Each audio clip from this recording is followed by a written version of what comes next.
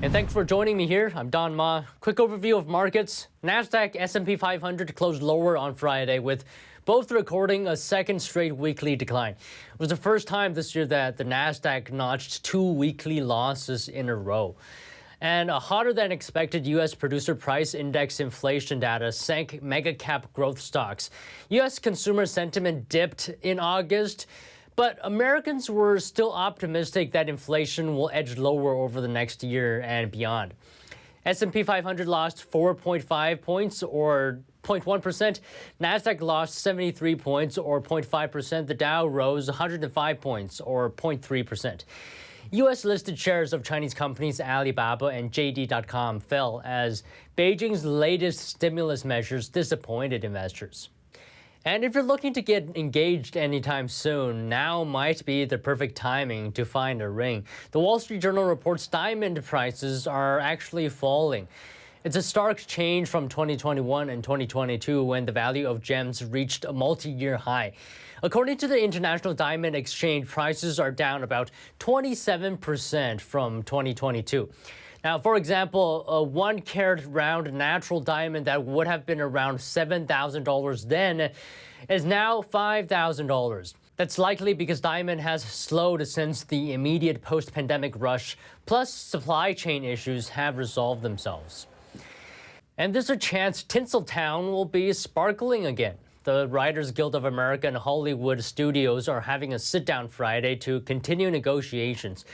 The goal is to try to end the ongoing strike that's put a halt to some Hollywood productions. Here's the report. Hollywood is still looking for a happy ending for the soap opera that's crippling the entertainment industry. For more than 100 days, the Alliance of Motion Picture and Television Producers and the Writers Guild of America haven't seen eye to eye on various issues. Those include the use or non-use of artificial intelligence, higher salaries, and better residuals from streaming platforms. This is a wake-up call not only for the entertainment industry, but for every industry to really look at that and say, we are not being paid fairly. We are not being paid a fair share of the pie for what we are contributing to these industries. The ongoing standoff is causing havoc for film and TV production schedules, including the 75th Emmy Awards ceremony, which was scheduled for September, but has now been postponed to January 2024. They cannot do the Emmy Awards without the actors and the writers. How are you going to do it? During Disney's quarterly earnings call Wednesday, CEO Bob Iger said, quote, "It is my fervent hope that we quickly find solutions to the issues that have kept us apart these past few months. But when it's all said and done, one side has the upper hand." These studios can hold out pretty long, but these actors and these writers, unless you're, Meryl Streep or Tom Cruise, it makes it very difficult to put food on the table.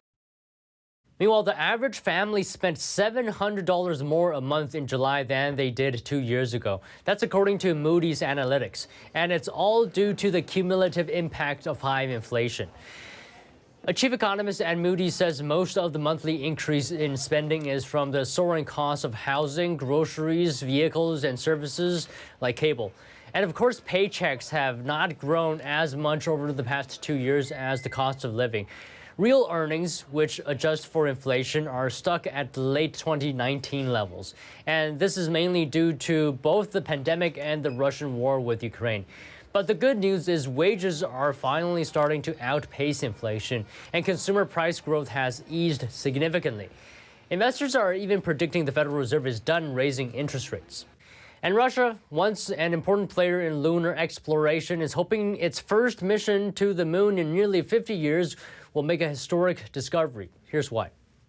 What's driving the new race to the moon?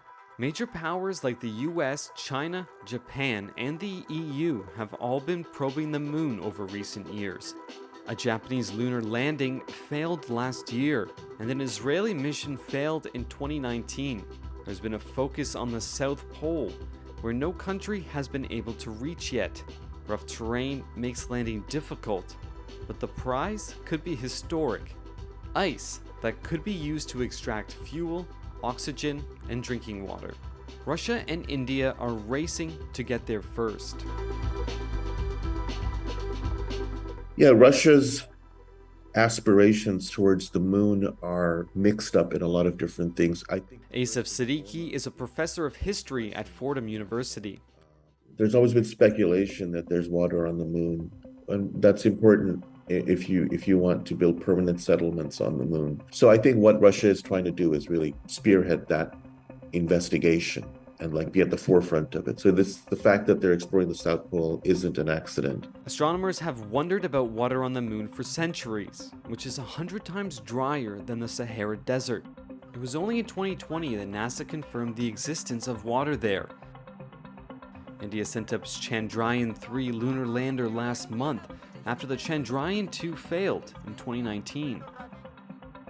But Russia may also have political ambitions behind its space missions, especially as it faces sanctions from the West over the war in Ukraine. First and foremost, it's an expression of national power on the global stage. Russia wants to go to the moon, partly to assert its national place with the big guys, so to speak. China has already announced plans to return humans to the moon. The U.S. has a major program called Artemis that it is in the middle of. So there's a lot of activity going on. Russia, because it lacks the economic power of the United States, has allied with China. So it's possible that what the Chinese do, the Russians may actually piggyback on top of that in the next 10, 15 years. A shocking report on how the IRS handles old tax records. A government watchdog found that the tax agency lost track of millions of sensitive tax records of Americans. The Treasury Inspector General for Tax Administration issued the report earlier this week. It says the IRS lost track of up to 2,000 microfilm cartridges. They contain roughly 19 million sensitive business and individual tax records of Americans. The report concludes that the IRS is not in compliance with records management requirements.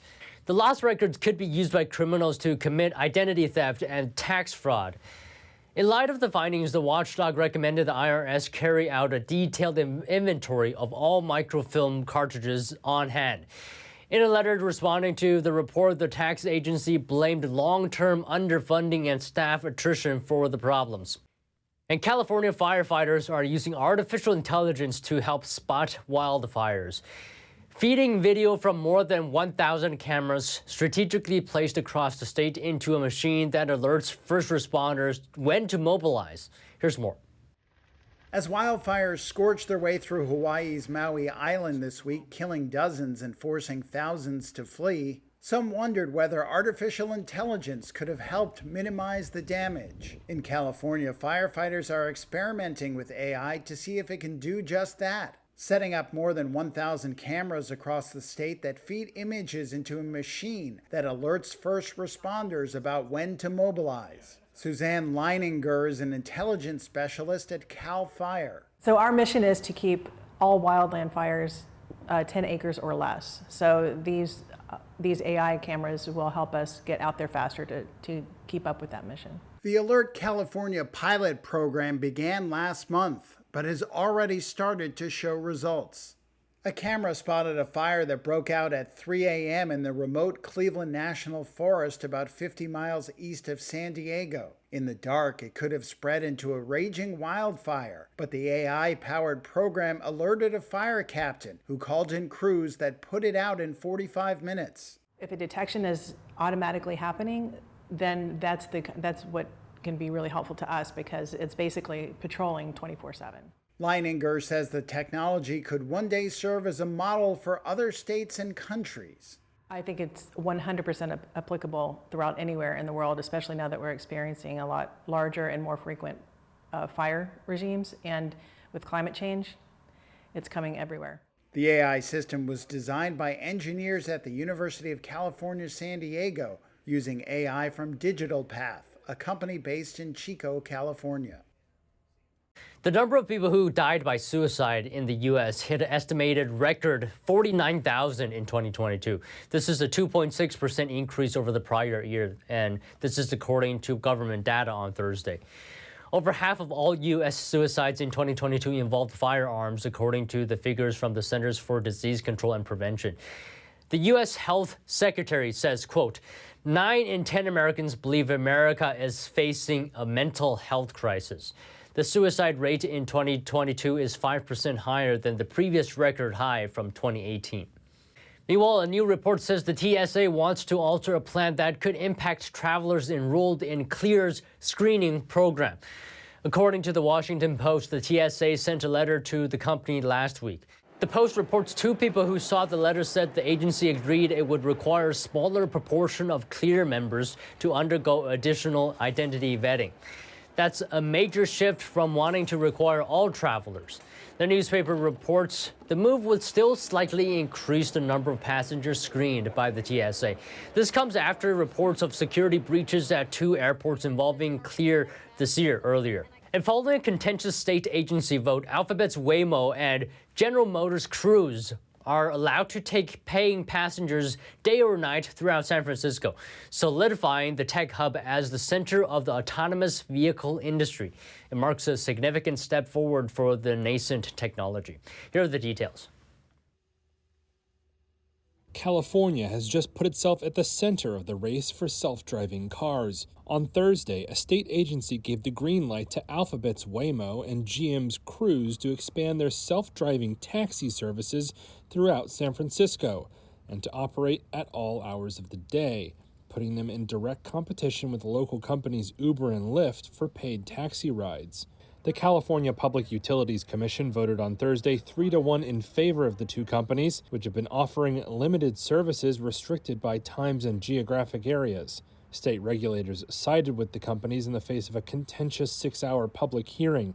Transportation and safety agencies, such as the police and fire departments, as well as many residents, had opposed the idea, voicing concerns about erratic driving and interference with their operations. Those in favor of the expansion, technologists and other residents, argued self-driving cars offer a safer alternative to human drivers and bring jobs and attention to a city in desperate need of a financial lift. On approving the expansion, the commission on Thursday set out some guidelines. Waymo will be permitted to drive at speeds up to 65 miles per hour and in inclement weather, while Cruise will be limited to 35 miles per hour and will not be allowed to drive when weather does not permit. While the vote takes effect immediately, neither company indicated on Thursday how soon they may roll out any round-the-clock taxi services, but they promised to do so soon in promotional emails after the vote. San Francisco is already one of the world's biggest test labs for self-driving cars. The companies had said real-world testing in dense city environments is essential to perfecting the technology. And gladiators, raise your swords. Elon Musk evoked the ancient fighters when providing more info on his looming cage battle with Meta titan Mark Zuckerberg. Musk wrote on X that everything in the camera frame will be ancient Rome. The entrepreneur says he has spoken to the Prime Minister of Italy and the Minister of Culture and that they have agreed on an epic location. Musk says that the fight will respect the Italy of past and present. As for the platform, the fight will reportedly be live streamed on both X and Meta. Musk says UFC won't be involved and the battle will be managed by his and Zuckerberg's foundations. He adds that all proceeds will go to veterans. And in Hawaii, the scope of the damage called apocalyptic by many on the ground there as wildfires rage along the western edge of Maui and parts of the Big Island. Here's more. It's completely devastating. We're shook to our core. Lahaina looks like a bomb went off. There is nothing left. The toll to life and property in Maui nearly impossible to comprehend. Laren Gartner lost her popular restaurant, a nearby brewery, and her condo. But that's not her biggest concern right now. We don't know where our employees are, and we haven't been able to find them. With the death toll rising, officials worry the devastation will intensify as flames consume more of the island by the hour. Yet forecasters say fire crews could soon catch a break, with high winds from passing Hurricane Dora easing Thursday. I've directed my team to operate and search as though there are potentially people, survivors, that are in the water. The Coast Guard has already rescued several people forced into the sea by the fires. Thousands more have fled by air. We really appreciate what the airlines have done, bringing in larger planes to ensure we get more seats to get more people off the island. For those still there, the cry for more federal help grows louder. I feel like we're not getting the help we need, you know? Oh my God. We're working as quickly as possible to fight these fires and evacuate residents and tourists. Our prayers with the people of Hawaii, but not just our prayers. Every asset we have will be available to them. Until then, we're only focusing on survival.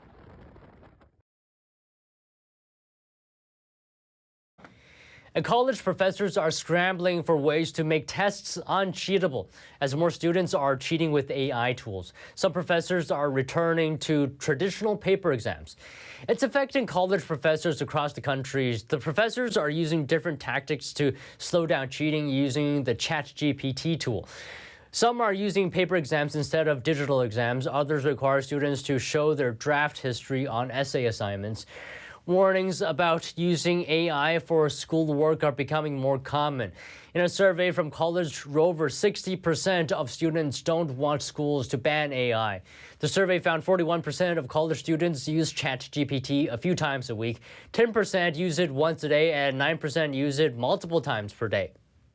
And it seems like more and more Americans are failing to make payments on their credit cards. And now joining me is industry analyst Ted Rossman from Bankrate.com. So now, according to a Moody's report, delinquency seems to be on the rise. Are you seeing that at Bankrate? We are seeing delinquencies go up, although not to a particularly worrisome level, I would say. The Moody's report was more negative than a lot of other sources that I've been seeing. I feel like the general tone in the industry has been one of normalization, basically back to 2019-ish kind of levels, but those were still pretty low historically speaking. I think the strong job market deserves a lot of credit for keeping people on track despite high inflation and high interest rates. All news is local, of course. I mean, there are some households that are falling behind, but big picture, I think the industry is feeling pretty good about the delinquency picture. So what you're saying is, despite credit debt increasing to record levels, people are still able to pay that back. That's the astonishing thing. But yes, I agree. I mean, it is striking that credit card balances recently crossed $1 trillion for the first time. And no doubt, I mean, there are people struggling with these bills. A lot of times people get into them because of a medical bill or car repair or simply just day-to-day living outpacing the paycheck. I mean, that's tough when you're financing that at an average interest rate of over 20%. But that said, it's one of the best job markets in more than 50 years. The fact that delinquencies were artificially low throughout much of the pandemic, I think it was expected that there would be somewhat of a rise. Traditionally, the credit card charge-off rate has more or less matched the unemployment rate. And that's something we're seeing again right now, which is to say that it's pretty low in the historical context. I wonder if this is related. I'm seeing reports that Americans are also taking out money from their 401k. Is that related to delinquencies at all? Maybe you can help me connect the dots here. There is some of that, and that again is on the rise, but still a small share of the overall population. I think it shows the pockets of trouble that are emerging. Subprime auto delinquencies, for example, are worse now than they were during the financial crisis. A lot of people with lower credit scores and lower incomes, they tend to be kind of the canaries in the coal mine, the first to show signs of distress. Young adults as well.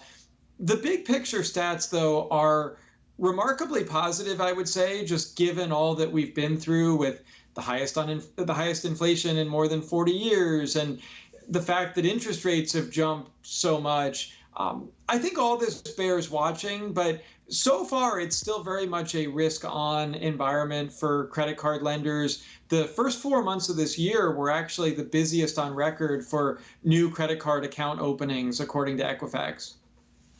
Okay, so student loans are set to resume in a few weeks. Do you see that as a potential headwind for consumers and the economy? Potentially. I think this is another all news is local kind of issue. For starters, about half of credit card holders carry debt from month to month. The others don't, so they're benefiting from rewards and other benefits. On the subject of student loans, only about 1 in 6 households have student debt. But when they do, that may be another $500 a month that people need to come up with. So I think it's that intersection that we're most worried about. The 1 in 6 households that have student debt, plus the half of cardholders who have credit card debt. If you fall in that camp, this could be significant. I think it's another issue, though, where it may not show up as much in the macro stats as it does kind of on the margins. Okay, so what do you think is the most worrisome? You said the big picture wise, it looks fine, but I mean, are we still seeing signs within the economy, whether it's from the consumer side or any other sector, that are potentially worrying? There are some conflicting signals. You know, for every point, there's a counterpoint. For everybody who says, oh, there's going to be a soft landing and the Fed's going to bring inflation down without causing a recession, you have somebody else saying there's going to be a recession. We've been hearing that for 2 years now, and the timetable keeps getting pushed off. I think it shows that there is more underlying strength with consumer spending than we would have expected. But therein lies another contradiction, which is that consumer sentiment has been pretty low for 2 years now. And yet some of the actual spending data, a lot of it, has been more positive than people say. So it's a little bit of follow what I do, not what I say. But that said, will this last? You know, can the strong job market last? I think that's probably the biggest thing to watch for in terms of if and when we start to worry more about delinquencies and debt. I think that would be if the unemployment rate were to rise meaningfully. So what do you think are some of the factors that's buoying consumer spending? So you mentioned the labor market, but I wonder if the so-called wealth effect from the stock market rallying, I wonder if that's a factor. Maybe you can tell us some of the things that you're seeing. That definitely helps upper income households who are more likely to have stocks and other investments, more likely to own homes as well. I know it's tough for new buyers to enter the housing market right now, but if you are an existing homeowner and you have a 3 or 4% mortgage rate, you have that kind of golden handcuffs that, you know, yeah, maybe you're not going to move and trade in for something else, but at least you're insulated from these rate hikes versus somebody who's trying to enter the market. So I think we do see accelerating inequality with a lot of these stats. You know, for all that people talk about that $2 trillion in excess savings that built up during the pandemic, I mean, that's gone at this point at lower and middle income levels, but still there among higher income households. We do see wage growth outpacing inflation now for the first time in a while. That's an especially interesting issue because as workers, we love it. I'm not so sure the Fed loves it, though, because I think it's going to be hard to totally stamp out inflation if we still have robust wage growth. And then you have some people saying, well, what wage growth? You know, that's being eaten up by higher grocery and rent and gas bills. So it kind of depends where you are on the income and credit spectrum, I would say. Do you think this resilience in consumer spending, do you think that's sort of on borrowed time, or do you think there's inherent strength underlying this whole thing? We've started to see people pulling back on physical goods. You know, sales have been tailing off of everything from clothing to electronics and furniture. People are still spending robustly on experiences, and that's helping to drive some of that services inflation that we're seeing. People can't wait to get out and travel and eat out and go to concerts and sporting events. I'm actually surprised this trend has had so much room to run. I thought last year was the year about revenge travel. This year has been even stronger, which does surprise me. We'll probably see a dip heading into the fall as kids get back in school and business travel is still a bit depressed. But I think the holidays will be another strong one. Leisure demand is definitely stronger than a lot of people gave it credit for. And from what I'm seeing, people are still eating out. I'm here in New York. I'm walking down the street. I mean, I see restaurants full. I guess just one more question for you. I mean, do you still see a recession coming? We recently surveyed a couple dozen leading economists, and they still put the odds of a recession within the next year at a little better than 50%. It's interesting because we've been hearing this for a couple years now, and it just hasn't arrived yet. You know, remember early last year, we had 2 straight quarters of negative GDP. Some of the underlying fundamentals were stronger, so people say that that doesn't meet the true definition of a recession. But I don't know. I think with each passing day, the chorus of voices that maybe the worst is behind us is growing. I am reminded of that saying about be greedy when others are fearful and fearful when others are greedy. I mean, we don't totally know where things are headed, but I think the recent tone has been upbeat. And I think there is a pretty good chance that we could have the desired soft landing after all. All right. Thank you so much for your time today, Ted. It was great speaking with you. Of course. Thanks for having me. And oral arguments on the Missouri v. Biden case took place. Biden's lawyer says that Americans have not been harmed by the alleged censorship practices coming from the White House. The new Civil Liberties Alliance, or NCLA, had joined the case. So here to discuss with me about the case and the oral arguments is NCLA Senior Litigation Counsel Johnette Brown. So first, let's make sure that everyone's on the same page here. Just briefly, if you wouldn't mind explaining, what is the Missouri v. Biden case and what is NCLA's part in this? Sure, absolutely. The Missouri v. Biden case, it's two states, Missouri and Louisiana, 5 individuals, 4 of whom we represent, have brought a lawsuit against 67 defendants who, including the president, all of whom are in the executive branch, basically saying that they have violated the First Amendment by coercing or otherwise manipulating social media companies to censor speech, viewpoint-directed speech, on the various social media platforms. And can we get a little bit of context of that? How did this start? What are the things that Missouri is accusing of Biden? Sure. So these types of suits have been going on for a while, and until you had sort of the mass of plaintiffs and claims that you have in this case, they hadn't really gained traction. But the basic allegations are whether it's related to COVID-19, election integrity, and other topics that we touch on. The White House, the FBI, various parts of the federal government reach out to the social media and explicitly flag for them content and types of content that they want removed. And as a result, ultimately in most cases, the social media companies were taking down platforms, they were deplatforming people, they were suspending people, fact-checking people, various levels of turning down or turning off their speech. So they were removing speech in the case of COVID, for example, simply because the messaging was different from the government.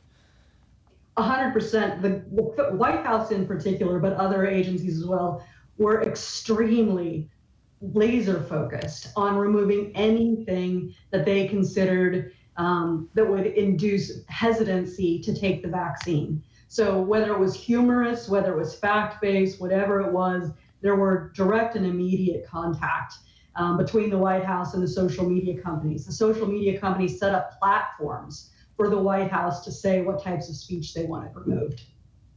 So there was an oral argument yesterday, and Biden's lawyers said that they have never threatened social media companies into censoring free speech. What is your response to that? I think the government doesn't know when it's threatening people, and I think that in and of itself is problematic. The government's view essentially is if we come to you 99 times and say, that's a despicable business you have, it's based on a premise that we have the power to destroy, and we're inclined to do so. And then they come to you later and say, you know what would make you less despicable is if you become our tool. That's not coercion, but it is. They are threatening, serious consequences, billions of dollars of impact to these social media companies. Their theory is that, until we break their will, they're actually just going along with us because they want to. So I'm wondering if we have any evidence, if you could provide some examples. Yeah, we have a lot of evidence. There was over 1,400 paragraphs of evidence that we submitted to the district court. It's hard to sum up because it was such an ongoing, continual campaign. But what we saw beginning in January of 2021 was frequent, almost daily, and sometimes multiple times per day, contact between, for example, the White House and the social media companies, saying to them, we find this to be problematic. This is going to create vaccine hesitancy. you're contributing to health problems and even death by not taking this down. You need to take this down. And then, have you taken this down? Why haven't you taken this down? What are you doing about this? This is just as bad as, contributing to political violence, and lots of sort of threats and allegations that what the social media companies were doing when they were applying their own community standards wasn't good enough for the government. What is your response to the defense that what they're doing is to protect the public's safety? There's no public safety exception to the First Amendment. And if there were, they could create exceptions whenever they wanted to. I mean, they certainly try to do that. They try to use those loopholes. The point of the First Amendment and public safety is that people have to be informed. And the only way to be informed is to take in the information and evaluate it. The idea that the government will curate or you indicates they don't trust you to use common sense and sort truth from fiction. So there's no public safety or emergency exception to the First Amendment, the Second Amendment, any of the Constitution. All right, I see. What are some other points from yesterday? I know you were paying attention to the oral hearing. What do you think it's worth pointing out? Well, I think it is worth pointing out again this government view that we can make all of the threats in the world, but if we don't tie those threats to a specific demand, we're not impacting your behavior. And we can make all the demands in the world, but if we don't tie those demands to specific threats, we're not impacting your behavior.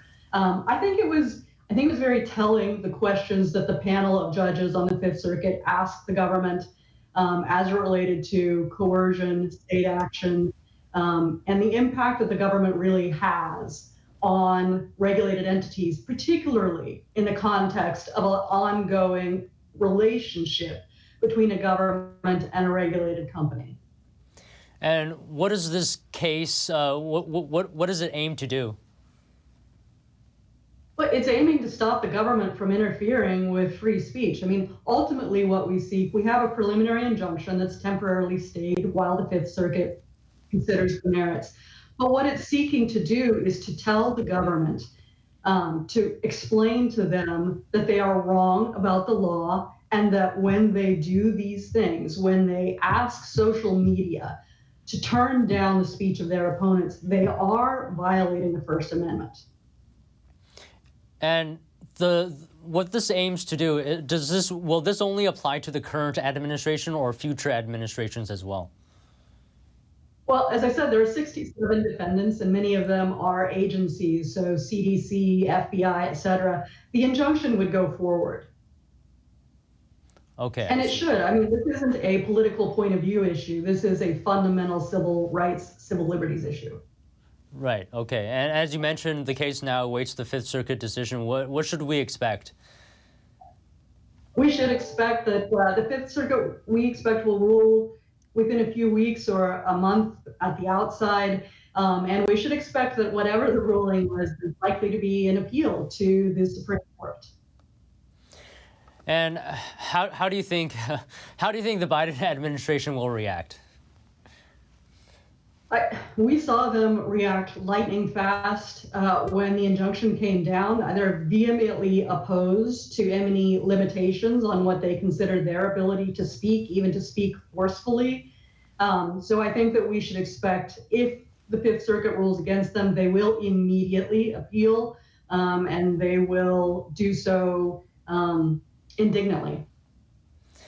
Do you think something similar might happen to when the Supreme Court strike down Biden's student loan debt forgiveness program? The Biden administration is still trying to find other ways, to forgive student loans. Do you think there might be some parallels in this case? Yes, I do think that the government's view, if you look at their brief, is it is their duty and their right to control the information, to your point, for the public good. And I don't think that a ruling by the court that the method by which they did that is going to stop them from making attempts to do it in other ways. All right. Any closing words? No, I think we should all pay attention, and we need to, be aware of what the government sees as its role, its duty, and its prerogatives, and make sure that if you don't agree with that, that you're communicating that to people who represent you. All right, thank you so much today. Thank you so much for your time.